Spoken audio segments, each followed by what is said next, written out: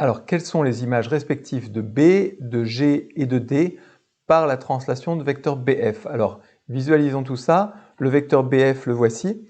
La question qu'il faut se poser, c'est qu'advient-il du point B si on le translate du vecteur BF? Autrement dit, si on le prend comme origine du vecteur BF, où va être l'extrémité? Eh bien là, c'est évident, ça saute aux yeux. On voit que l'extrémité sera le point F.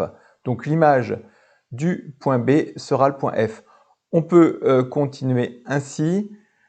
L'image maintenant de G, eh bien, tu vois, j'ai représenté une flèche rouge partant de G qui est aussi un représentant du vecteur BF, hein, c'est la même flèche. Eh bien, on voit qu'on aboutit au point D.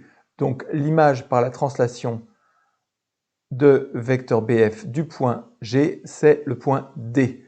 Maintenant, si je pars du point D, eh bien tu vois là encore j'ai fait une flèche partant de D et avec comme représentant un représentant du vecteur BF, eh bien je vois qu'en partant de D, j'aboutis au point E.